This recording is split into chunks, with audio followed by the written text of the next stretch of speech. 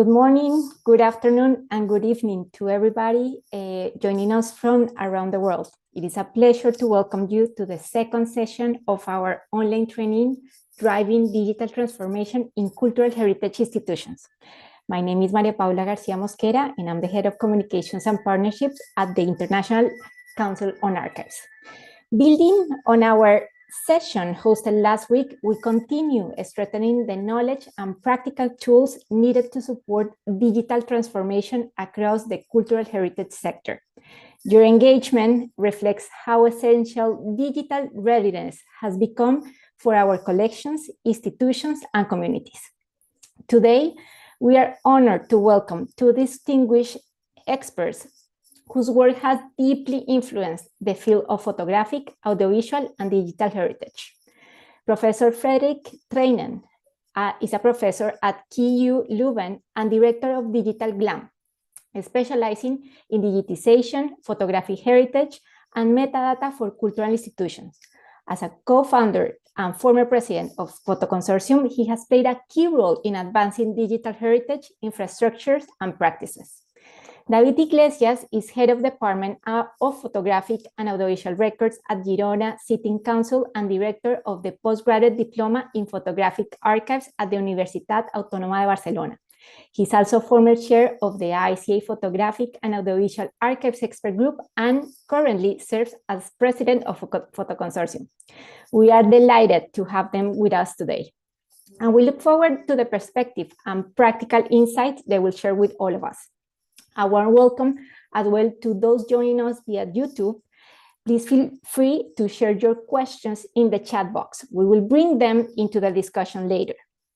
Before we begin our speakers, Antonella Fresa, Vice President of Photo Consortium, will introduce the themes and framework of this year's program and share more details about the project. So, Antonella, the floor is yours. Thank you, Maria Paula. Nice to meet you again for those who were here already in the past session and for those who are coming to this second session of our training program. In this session, we will talk about the impact and transformative power of digital cultural heritage. But before digging into this matter, I would like to give you a few words about the Eureka 3D and Eureka 3D XR initiatives. Next, please. Because this online training program, as those who already participated in the past session, is a joint initiative of the International Council on Archives and the Eureka 3D initiative.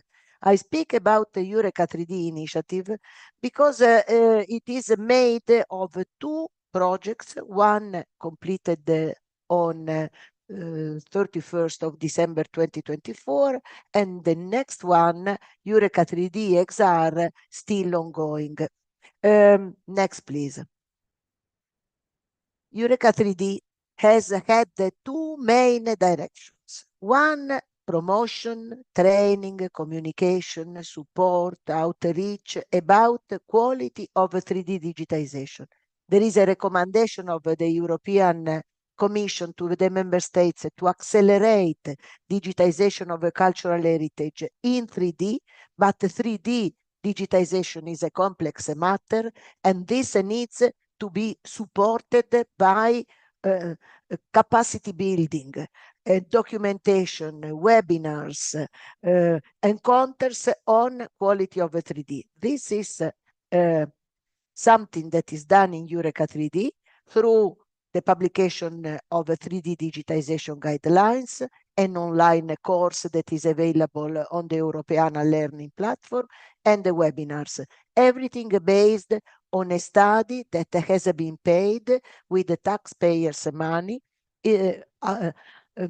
coordinated by the Technical University in Cyprus, and at the availability of all the European cultural heritage sector. Next, please. But the second track has been the development, the creation of a data hub, a hub of data about cultural heritage. So a safe storage, a federated authentication and authorization infrastructure, federated with the other services that are available in the scientific sector in Europe, a 3D viewer, and the interoperability with Europeana.eu, as well as, naturally, and consequently, the data space for cultural heritage. Next, please. On the basis of what has been delivered and produced in Eureka 3D, the Eureka 3D XR project started in February 2025. It will last until July 2026, and it is using the 3D contents that are stored safely on the 3D data hub, Eureka 3D data hub, to offer extended reality experiences of cultural heritage in the digital world. To do this, we are developing 5 open source digital tools that are integrated with the data space for cultural heritage, 3 use cases in extended reality scenarios, and new contents, plus a program of capacity building, out of which the webinar of today. Next, please. The 5 new tools are used to create augmented reality experiences and to deliver these experiences through mobile devices to the users. Another tool is developing the reconstruction of 3D cultural heritage that is documented in the archives but not existing anymore in the physical analogic world through the use of artificial intelligence algorithms that are trained with the data from archives and the delivery through a studio to the final user. And finally, another tool that is extracting from frescoes and 3D representation of an historical cave, the avatar of monks. Please, next, please. These are the 3 application scenarios. In Girona, the reconstruction of the medieval walls, the portions that are no more there and that are available through the reconstruction made by AI.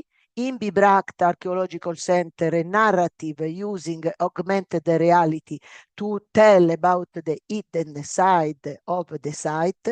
And in Paphos, at the San Neophytos and Glistra, the new life of San Neophytos and his monks living in the ancient medieval time in the cave. Next, please. I would like to invite you to consider to join us online or in presence on the 29th of January, where we will demonstrate the results of Eureka 3D and Eureka 3D XR in Girona. Next, please.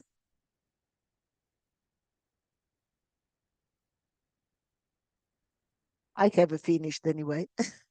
So the floor is yours, and good luck with this second training event of our training program.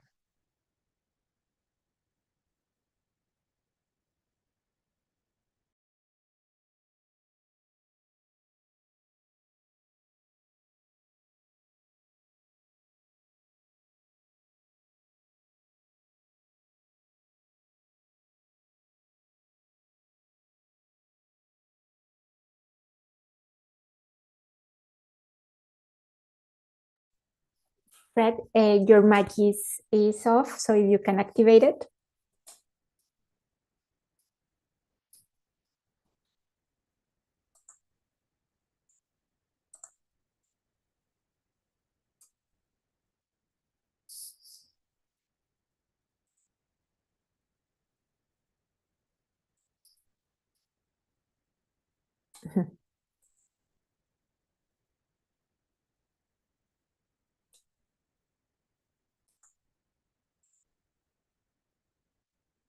We can see your slides. Ah, perfect. Could you? Okay. So perfect. We hear you. Perfect. Thank you. So, hello. I want to talk a bit about the major challenges that we face in heritage institutions when we look at digital transformation. Certainly, when it regards to important technologies such as 3D or AI that require quite some effort and preparation. When we look at the digital workflows that many institutions are now implementing, and it had a different pace in archives, libraries, and museums, depending on the complexities.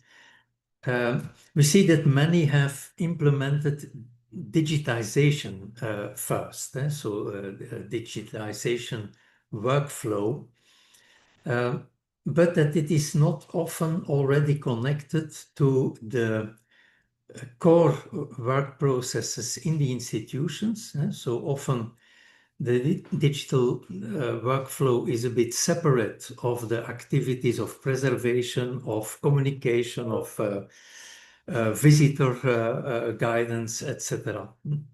So that is certainly still something that many organizations are still working on. And actually, it would require a redesign of several functions in the heritage institution.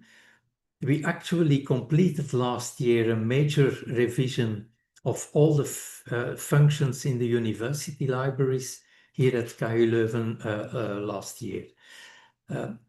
And this forces many institutions to focus on capacity building of their staff, of retraining of the staff, and trying to build on new competencies, working together with consultants on training and retraining of personnel. These things are going on. What still is less in the focus of many organizations, to my assessment, and also to if we look at surveys that we did on this issue, is the realization that the digitized objects will become assets of the core functions of the institution. They will become, in 50 years, the collections that you are now digitizing and the digital 3D objects that you are making will be part of the heritage that you manage. They will become part of the heritage, the 21st century heritage.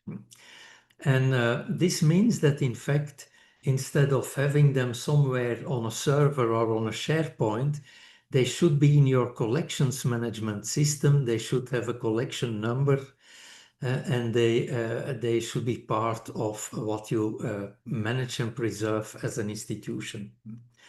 And this, for me, is something that we need to do a lot now in training of heritage professionals, is making a better understanding of the life cycle management of digital solutions. And often 3D solutions are now introduced as one-off projects that once the project ends, do not have a clear life cycle management and maintenance. And this is something we still need to work on. But, and that means that to summarize, there are three important actions that really are needed and well known to a certain extent: capacity building, asset management, and integrated digital lifecycle management. But this is all still, if I go back to my slide, this is all still an inside-out approach where you start from your digitized collections and you then think, how am I going to use that to communicate with the audience, to put it on the website, and to reach out to the visitors. What we need now, and we see this happening already a lot, I think there is already more than 15 years crowdsourcing activities in a lot of heritage institutions. The other side is a participatory model where you start from the heritage community, from the audiences, and try to think what the heritage means for them, and try to build your institutional work on the basis of co-creation with these stakeholders. And when we try to implement that kind of workflows, where you start with workshops, where you give a voice to participants, you need not only to train your staff, but also to train the audience. You need to train the stakeholder community. You need to empower them by giving them certain skills that will allow them to engage with the heritage, to contribute, to discuss, and to take ownership. And this requires a totally new set of softwares. It's not a classical web portal. It's not your collections database or collections management system. It is a community management system that you then need. So that's a software that can get inspiration from what many cities have implemented for community management in the context of urbanization plans, and giving a democratic access to stakeholders, a vote to the communities to contribute. And for me, when you organize that, when you train the audience, when you use empowering digital tools to give them access directly for co-creation and co-curation, then you will get a sustainable digital development of your heritage. And then you know that these communities will help you in making sure that you can continue your work. And that is what I would call an outside-in approach, which changes a bit these three aspects of capacity building, asset management, and life cycle management, so that it requires an adapted approach there. Now, and you see that the workflow starts at another entry point, starts with a good understanding of the heritage community, and then only do a requirements analysis, etc. This connects a bit to the theories that our colleague Pierluigi Sacco promotes a lot, that we are now in a space of culture 3.0, where we start with kind of community-based practices and no longer stick to the classic web model of pushing out information, which is a kind of industrialization of heritage. And this means that you want to get this motor running. So consider this is a kind of electric engine, and the outside in wants to drive the inside out and vice versa. And organizing these kind of connected workflows will really give you a strategic digital dimension. And of course, we need to think now, how can, for example, AI help there? Because AI is very strong in human-computer interfacing designs, so it could help to have tools to generate that kind of interactivity. Now, keep always in mind that strong innovation is based on a model where you try to understand which of the current practices you do not have the ambition to continue. Because if you just add 3D and AI to your current practice, it becomes very expensive. And we know all that heritage institutions have limited and pre-planned budgets. Here in Flanders, every 5 years, you have a fixed budget of subsidies. And so there is not much room to add new things. You can only do this if you stop doing outdated practices that maybe have no future. And this means that before engaging in implementing real digital strategies, you need to have a phasing out plan. which part of your workforce will you need to retrain? What are the activities that they will stop doing? And this is for me a very important message because it's often forgotten. And once you take the courage to engage with your staff in that kind of discussions, then we're talking, then it becomes a difficult and worthwhile effort. I want to conclude in the next couple of minutes that are left for me to give you one example where we tried to make a complete chain. It's also a project that, such as your Eureka 3D, contributed to the Digital Europe program, to the Europeana environment. And it focuses, in fact, on the fact that when we looked at Europeana, a lot of the metadata that were pushed by the thousands of institutions that contribute actually through about 30 aggregators, 30, 40 aggregators, that we see that many of these metadata are very scarce, sometimes really outdated, and they stem from old library and museum catalogs. So they lack finesse, and this hampers the usability of this portal. And what is worse, the outdated language is often not fit for these times. It is full of stereotypes, often derogatory language. And we try to see, can we do something about the metadata? Of course, we will never touch to the sources, and at the aggregation level, you don't have access to the sources, so it's not something that you want to attack.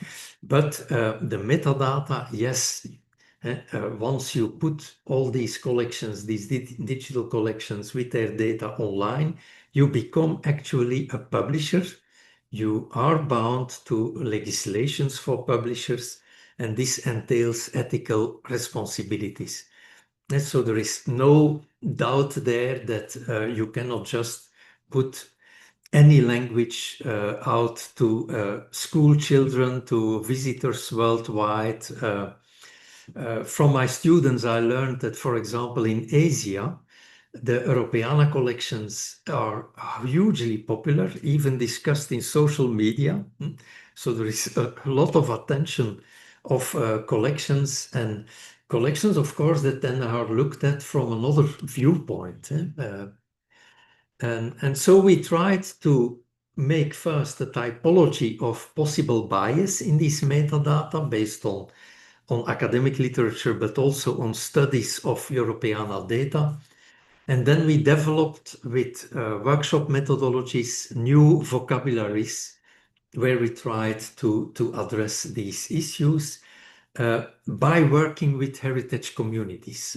For example, on African communities, we worked with second and third generation Congolese citizens in Belgium, but also with the University of Lubumbashi in Africa, and with interviewers that went there to capture in loco these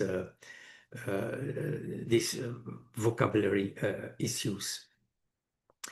And hence, the improvement and the better accessibility and the enrichment of these metadata increases the value of your digital collections. So here's some background on the typology of bias that we used. We focused on the metadata level. So in the next project, we will look at the relation between the visual level and the descriptions. Because sometimes the bias is in the interplay between image and text. Here a list of the kinds of misrepresentation that we wanted to address in these vocabularies. We could rely on some published vocabularies of minority communities, of colonial languages, etc. And then it's not only so that we created the vocabularies together with representative organizations from the communities, we also made contracts with these kind of organizations, like we did have an experience before in the Weave project that we did with Photo Consortium, and where we had a lot of experience about managing community work.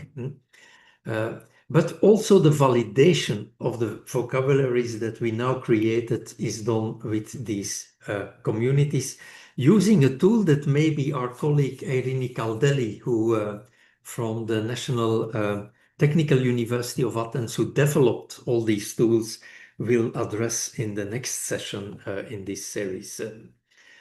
Citizen heritage is a kind of elaborate crowdsourcing and crowd engagement tool that we used for this work.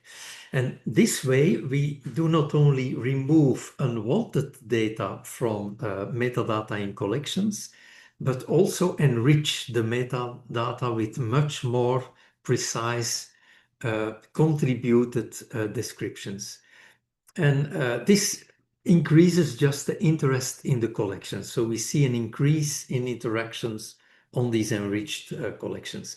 It's also integrated on Europeana, where you will find, when you click on this the bias icon, behind the word, you will get contextualized information and a link to the vocabularies. We published some recommendations that you can find on the bias website. If you just type in the bias Europeana, you will find the portal of the project and the recommendations. I'll have to cut short here because David also needs to give his contribution, so I will stop sharing here on this last slide with some recommendations for heritage institutions. Stop the sharing and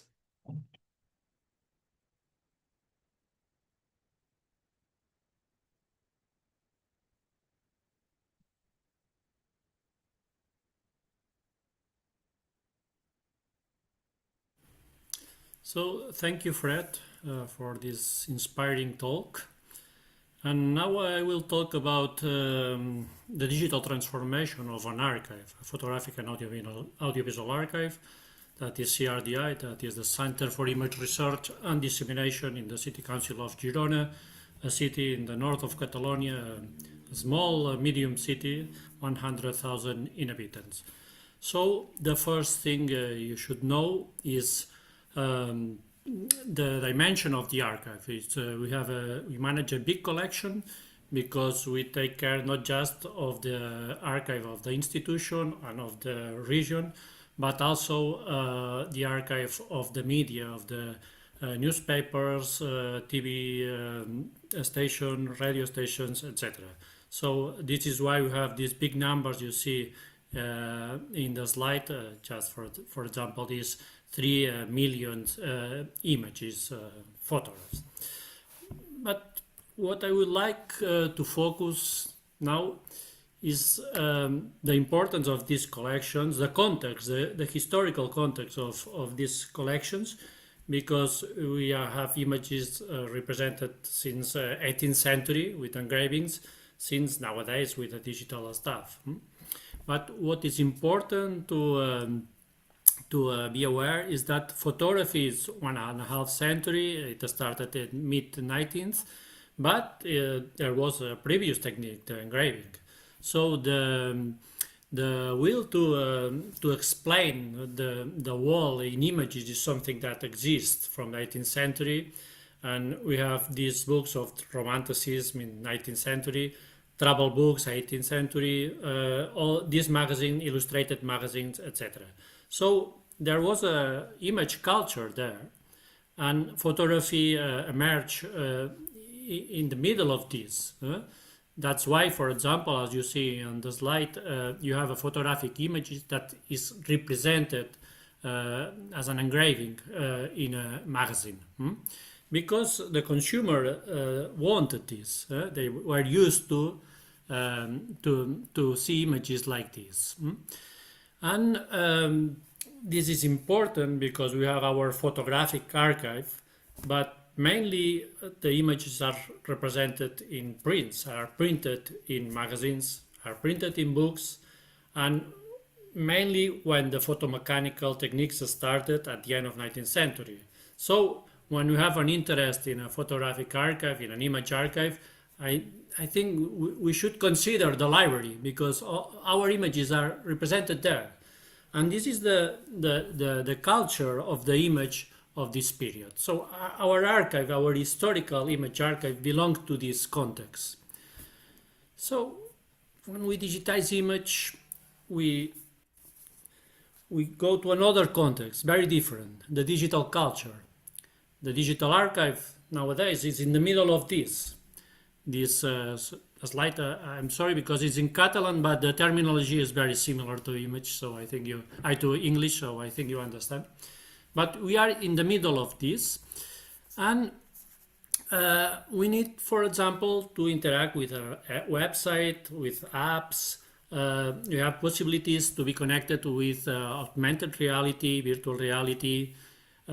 We can participate in digital art.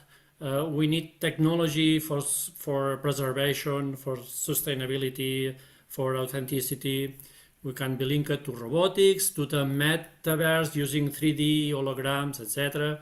Also, we can provide content for video games or for the creative industry. And mainly, we have the AI, this technology that is transforming completely our archive.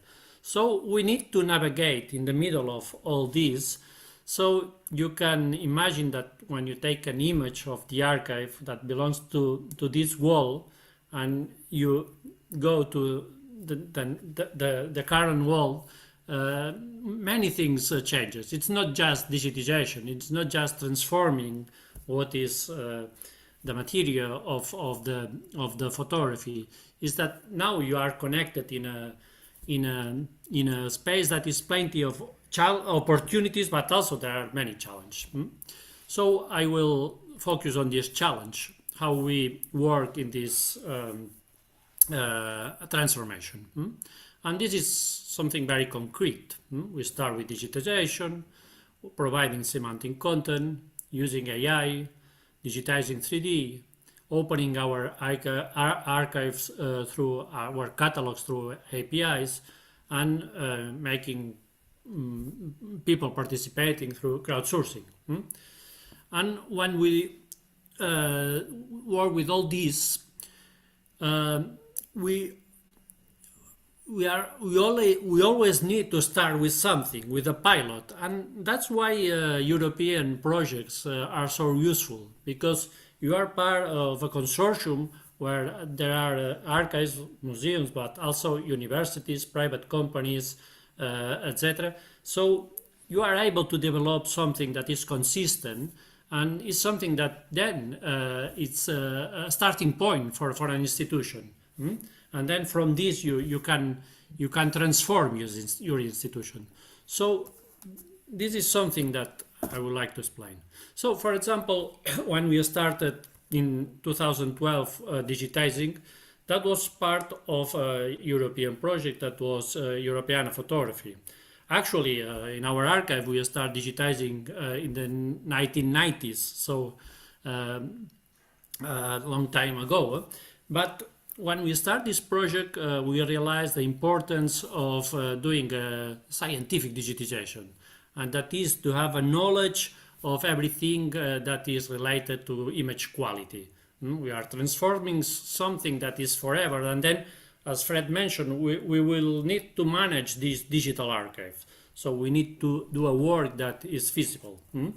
So like every project, you need a standard, you need to have a best practices, or develop a best practices, and from this you create your own methodology, you do a pilot, and then you can start working. And this is what happened. after you have digital image, you want to connect the image outside. You need interoperability. You need to be able to be in different platforms, etc. So this is why it's so important to think in semantic content.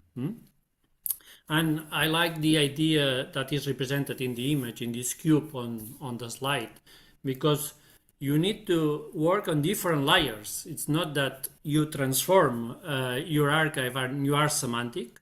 No, it's just you need to start from the beginning and identifying data, then creating a platform, and then providing the technology for this platform in order to be semantic, and then creating the conditions to be searchable, semantically searchable, etc.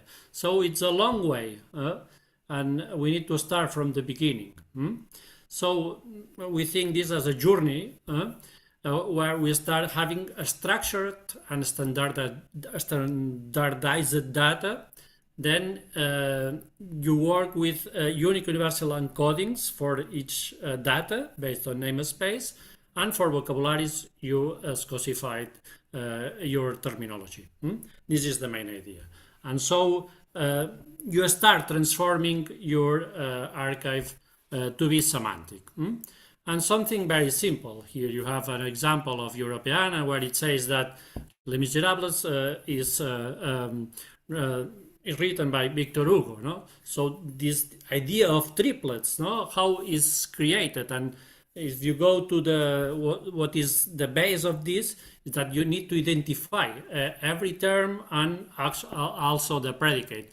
So I took an example of our archive, and of course we have an image with an URI, we have an author that has its own URI in BIAF, in this vocabulary, and then we have the metadata, and a standard metadata from Dublin Core, that is the one of the photographer. So yes, we can start, we can create our triplets.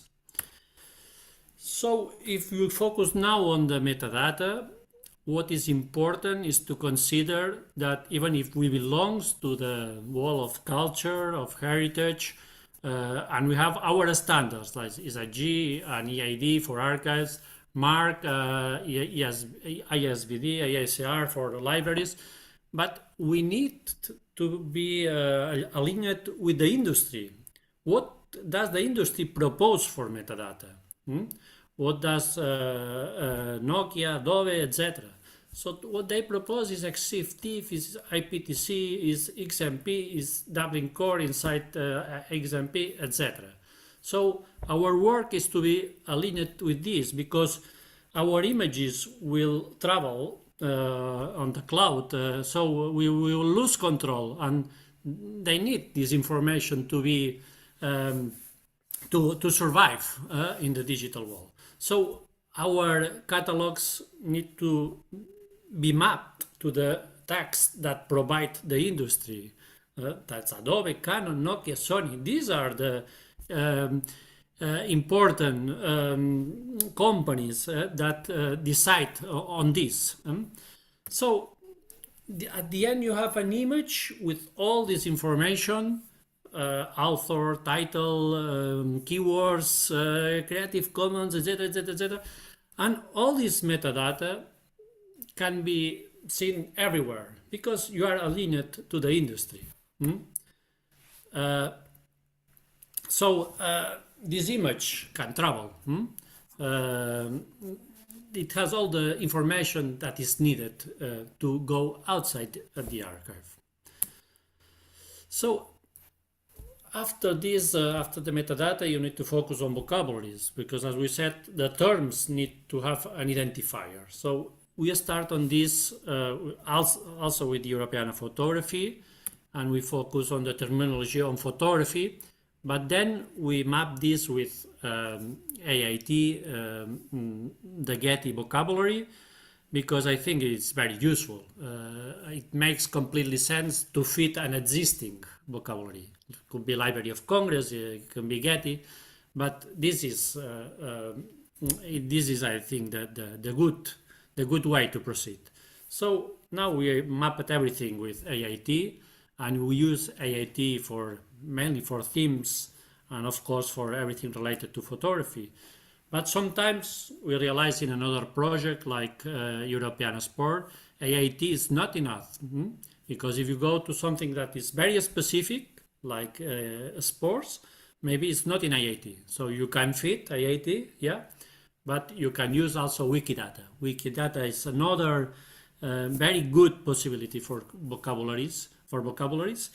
So you create your own terminology in Wikidata, as it happened in this project that, as the name says, it was focused on a sports content, a sports archive in our case.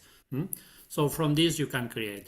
And Wikidata can be used, as you see in the image below, for everything that is local. For example, a photographic gallery that is not in BF, that is not in these international terminologies, you can create it. So you have an identifier. So these have now a semantic value. And the same for geographical names. So you have the geonames, where millions of geographical names are included and can be used for you. So here is an example. Some thematic keywords, some people, local people, and some names, place names, all with an identifier, because we use different vocabularies for this. And then this is useful if you go to a platform that is semantic, like Europeana, for example. This is it's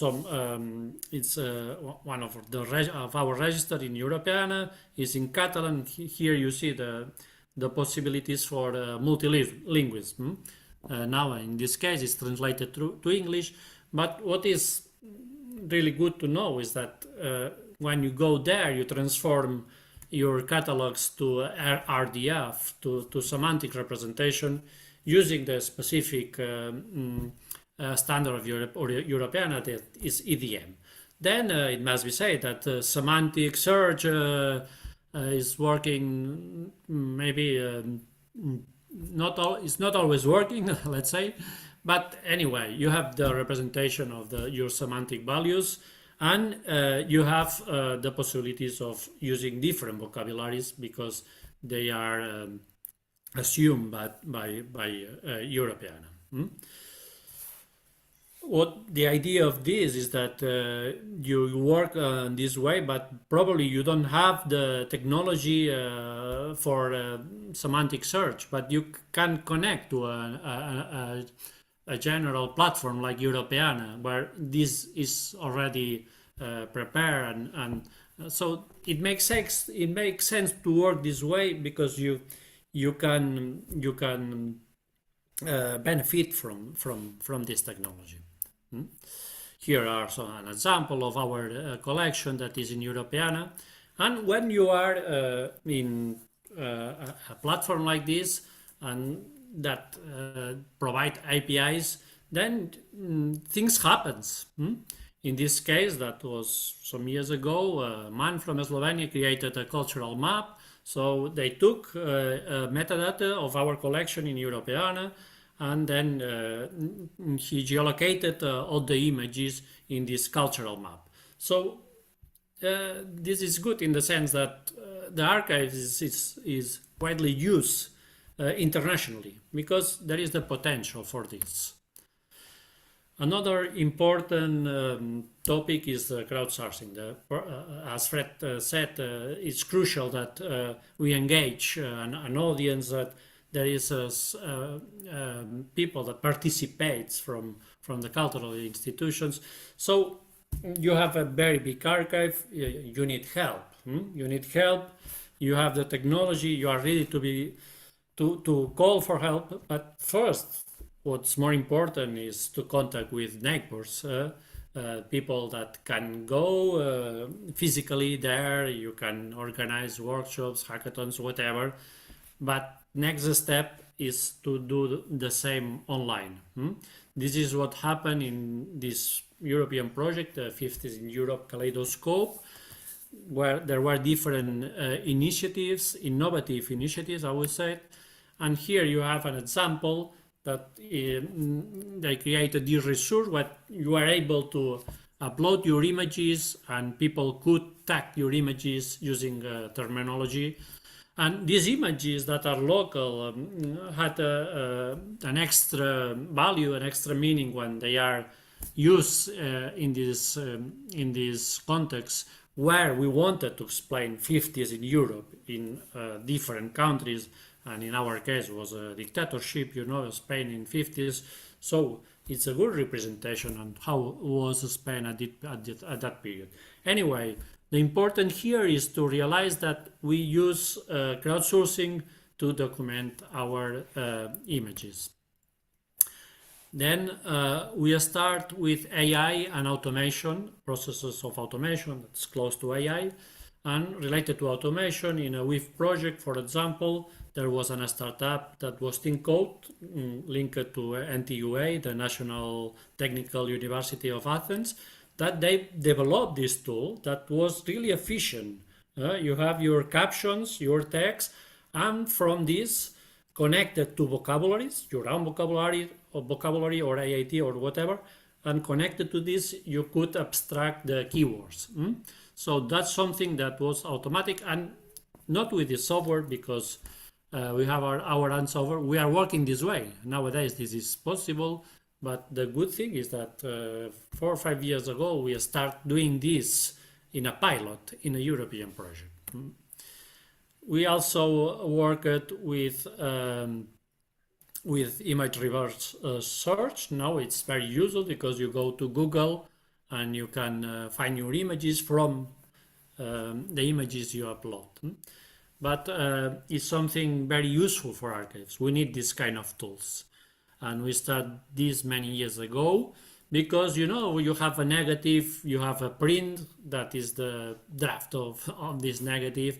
Then you have the final image, the commercial image, and even you can have other negatives that are exactly the same or very close to the same. So you need these connections, and in a big archive, it's completely necessary to count on these kind of tools. Otherwise, you cannot make these connections, and these connections are very important in an image archive. In the same project that I mentioned before, the 50s in Europe, the kaleidoscope, we did a pilot. We worked on the creation of using AI of different concepts related to the period.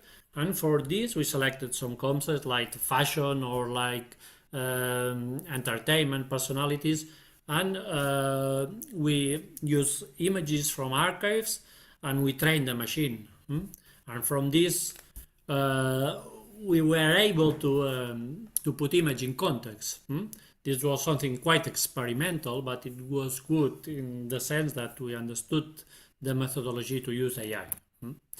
We also use AI as something experimental when we hire Pilar Rosado, that is a researcher at the university. He created a kind of image vocabulary. So the algorithms selected some patterns in the image, many artworks, and then you are able to represent this image in a different way that we are used to. It's not the categories we have in mind when we think in a painter, etc. If the categories that the categories that the machine, the software provides. So we tried with photography, with something very basic, with portraits, with landscapes, etc. The same with another company, Talia Stampa. Actually, they proposed a presentation of a collection from different points of view, associating images, considering the content, the form, the lights, etc. So it's a creative way to go and to navigate in an archive. But the main thing for AI is the software we use nowadays. We are in this process of including this software. So we are selecting functionalities and including this in our software. And nowadays, the main thing is identification of people and brands, geotagging, audio text conversion, tag detection, keyword generation, extraction of content, audio video restoration, quality control, etc. And last, the 3D digitization. The project was already mentioned. The idea that we have a methodology to work on 3D, we have this infrastructure, and we have the possibility to show the results. So this is what Eureka 3D provides. We did some photogrammetry to digitize our collection, but what is more important for archives is that from now, with our documents, our photographs, our maps, our records, textual records, we are able to recreate the heritage. In this case, we are focused on the walls of Girona, and with AI, we create these volumes, and then we will have the experience using a specific app that is being developed for this. So thank you very much, and I think it's time now for questions.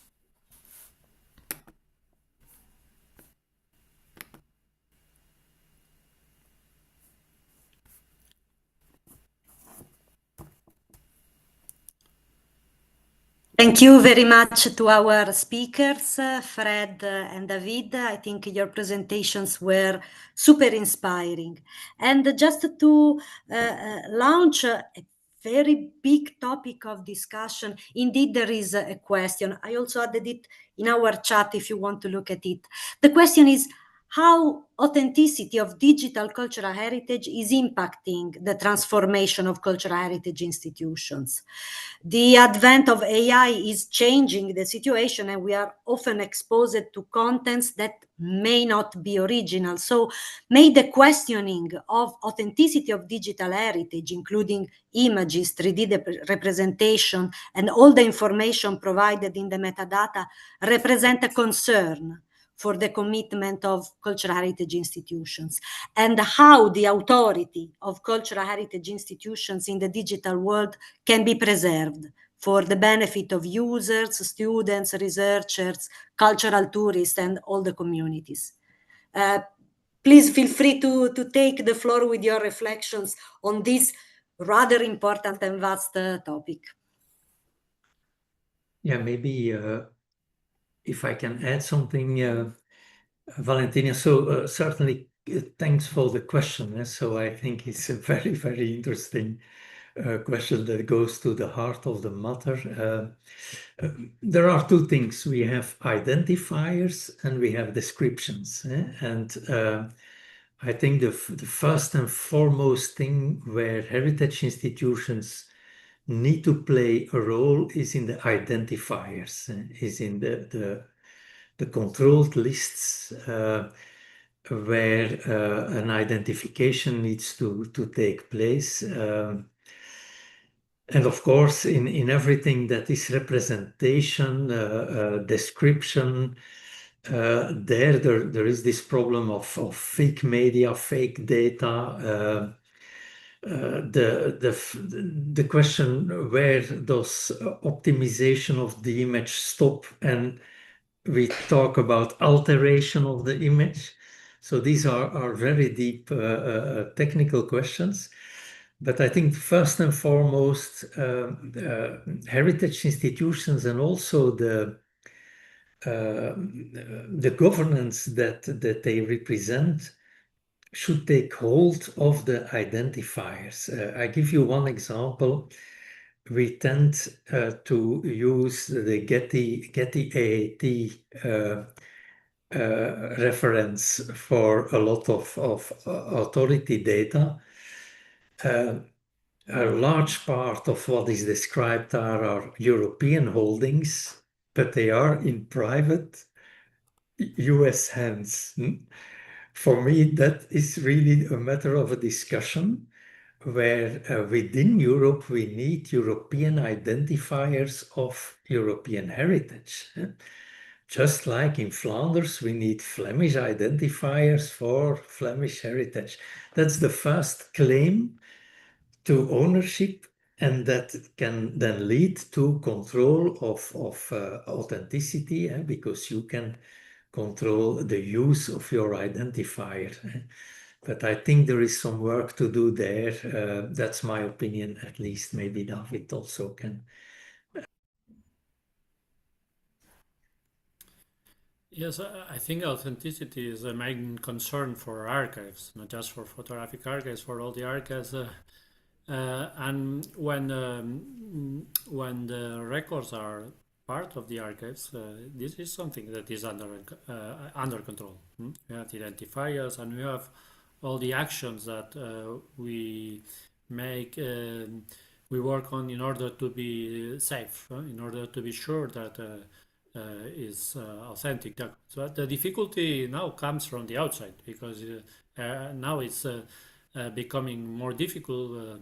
Photography lies since the beginning. You find images that are created that are completely fakes in the 19th century.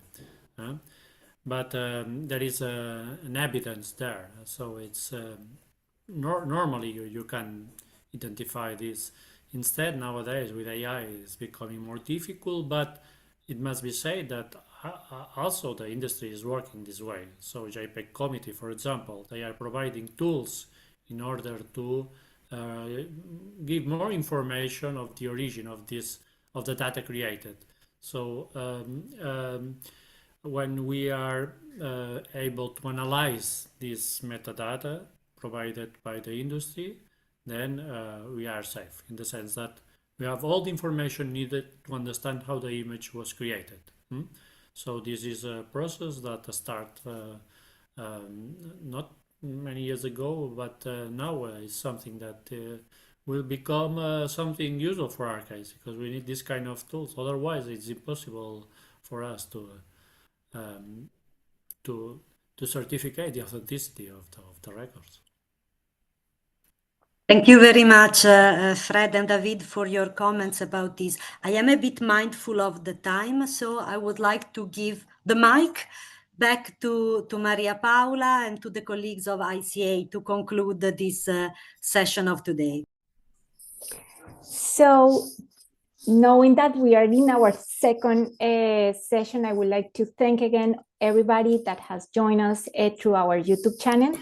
Next week, on Wednesday, at the same time, meaning 3 p.m. Paris time, we will close this cycle of online sessions with our third keynote presentation. So please connect again to the ICA YouTube channel to join us in this final and closing session of this series that we have organized with the collaboration of Eureka 3D XD project and Photo Consortium. David and Professor Truyen, thank you so much for your interventions. This was a really insightful and fruitful conversation with the two of you. And we would like to then invite the participants to join us in the second part of this interactive session. And again, thank you for joining us today. Bye.